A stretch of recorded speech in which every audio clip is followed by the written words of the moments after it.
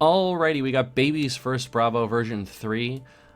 You'll probably see this and say, version 3? Weren't we just on version 1 in the last video? Yes, we were. I made the edits we talked about in that video, played a few games, and then quickly realized there should be some more edits. So I played 2 more games with this deck. So I think it's kind of interesting that I keep just playing 2 games, edit, 2 games, edit. Hopefully I can get some more games in with this and not feel like I immediately need to make some edits. But yes, we've still got Bravo. In this equipment loadout, you'll see there's more equipment. I actually got some pretty cool advice from AJ from Adventure Go Gaming. We played our 2 games, and Stephen Chang, who informed me, one, that Time Skippers is a pretty good option. I hadn't thought about it, just because I just didn't think of Time Skippers as being like a Guardian equipment, because it's just a generic, but the art really lends itself to like illusionist. So for some reason I kind of think of it as an illusionist equipment, but it's very clearly a generic. And it actually fits with Guardian pretty well. You pitch 3 and you can destroy it to gain 2 action points, which is awesome. If I have 2 cheaper Guardian attacks, I can just do them both. Or in my case yesterday, I was playing against a Prism and with AJ's Prism deck, and I actually got to swing with Anothos, Time Skippers, swing with Anothos, and then make another attack. No, I didn't make another attack. I Time Skippers, swung with Anothos, and then pitched a Helm to have 5 cards at the end of the turn. So I got to attack, destroy one of his auras, and pitched a Helm. It was a really good turn, and I think that combo there is solid enough, much less the ability to theoretically pitch 3 and then make a big attack and a smaller attack. Okay, so we're gonna go through. I'm gonna talk about a little bit about everything. I'm gonna skip over the cards that we just kept in and we all know about. Crippling Crush, obviously, kept it in. Crush Confidence, I kept it in. There was some talk between us that maybe it wasn't the best pick, but I really like it. I think the heroes losing all their abilities isn't applicable in every matchup, but I think it's a really nice low-cost Guardian attack that does have at least some threatening. So maybe on a turn where like I look at my hand and I go, crap, I really don't have a big attack here, I can at least do a Crush Confidence and put some threat towards them. It might be something maybe I end up sideboarding out against in certain matchups, but still. I like the card. E-Strike, this was something I definitely thought about taking out. It doesn't forward any of my Guardian stuff. Pummel doesn't work on it. There's a lot of things that this doesn't really fit in this deck, but I had one turn where I E-Strike from Arsenal with Go Again and then E-Strike from hand, and that was a lot of fun. So I think it still has potential. I think it being just a generally good attack it falls in some places when I need it on some turns. But yeah, it might be something I end up cutting. It's definitely up there. Pummel, kept them all, obviously. I actually took out 1 unmovable, went from 3 unmovables to 2 to do 3 sink belows.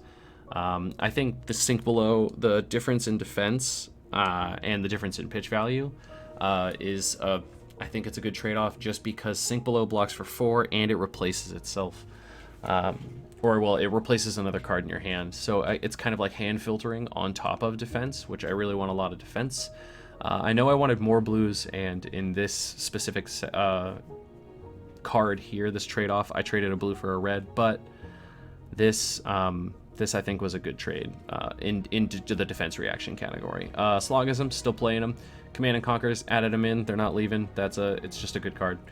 Spinal Crush, yep, kept it. Blessing of Deliverance is a new addition. That was not in V2, it is in V3. I have had this card played against me a few times, and I think it's a really good play. It replaces itself, first of all. If you pitch properly, it replaces itself, and it also can gain you life, and it does reveal the cards that you're going to be drawing at the end of the turn. But I think the life gain is totally worth it, especially in this deck where the cost 3 or graders for this card are there's 23 of them we can see here. So my chance of pulling a cost 3 or greater are just as likely as a cost 2, but still pretty high. So this will often at least trigger once. Hopefully I'll get some turns where it just triggers twice, and that will be awesome. Staunch Response, still playing all of them. Staunch Response really comes in handy in the Guardian mirror match and in the Prism matchup.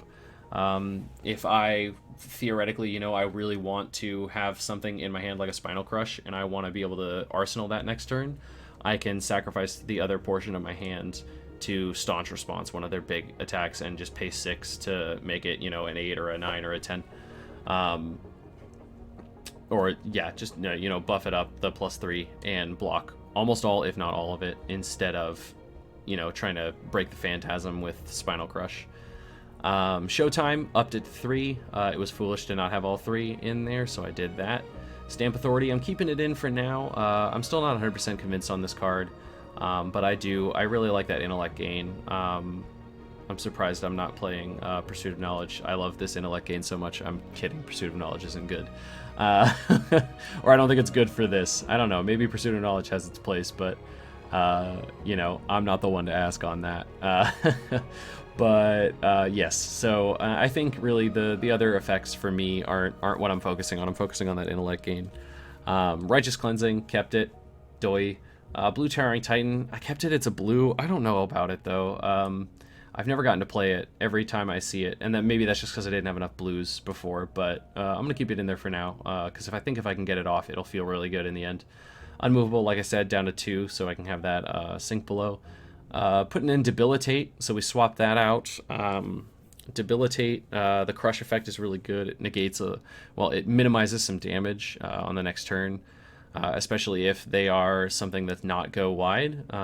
If it's something that go wide like a ninja or something like that, yeah, you stop the first Kodachi or something like that, and you know, that's not super effective, but at least it stops something. You know, that's one Kodachi that you're just like, I don't have to block it out of hand, one, and the damage isn't dealt, so you know it's death by, you know, 999 cuts instead of 1,000. Brutal, massive, just brutal art. Just a moment here to focus on this art. Absolutely brutal. Like you can just feel the pain. I can't look at that card too long. Next card we've got is Chokeslam here, blue. So these are 2 blues that are 4 cost and they hit for 6. Which I think is a really nice threatening attack from a deck that has enough blue to pay for this, and then maybe something else if I can time skippers or something like that. Chokeslam, the Crush effect, they can't gain extra attack during the next action phase. Phenomenal against you know, Dory or other cards. It doesn't work on weapons, but attack action cards they control. So I guess not so much against Dory, but other heroes that'll buff their attack actions. Just, you don't have to worry about it that turn. And maybe if you played at the right time, your opponent's got a pummel or your opponent's got a razor that they were going to play on just an attack action, and now they're just like, oh well, I guess I'm going to keep this in my hand.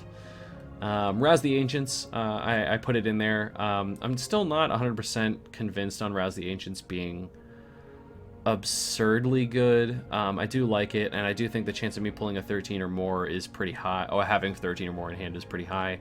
I did the math at some point, and it's like over half the combinations of attacks, like just 2 attacks in my hand, will provide me with 13 or more. So theoretically, there's a pretty good chance of me having 13 or more with rough napkin math. I'm bad at math, but you know, napkin math, it's okay, it's good enough. But hitting for that 7 and go again, and then obviously, hopefully, with that attack value in hand, you've got the ability to put on at least 1 more threat after that. So 7 go again and a threat, yeah, it could be really good. But also, and I guess the other benefit is if you have it in hand when you don't have the 13, you can just pitch it. And it has cost 3, so it'll, you know, help trigger Anothos and other things. So that is Baby's First Bravo, version 3. So we're going to go ahead and hopefully get some more games of this in sometime in the next few days, and we will maybe update this again or talk about, you know, just what worked, what didn't work, maybe what might be closer to the chopping block, farther away from the chopping block, you know. We're going to walk through it just like we have been. So I hope you guys enjoyed this little walkthrough, and I hope once I get the gameplay of the 2 games that I played with V2 up, we can do another set of interesting things with this. You guys have a good night, and may the pulls be with you.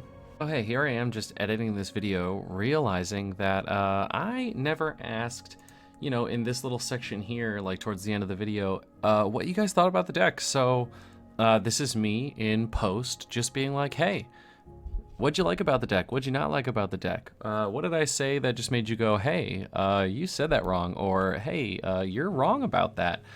Drop it in the comments below. I legitimately, 100%, like truthfully and honestly, not just a thing that a lot of streamers and YouTubers say. I actually want to talk about this. I love this game and I'm trying to get a little bit better at it.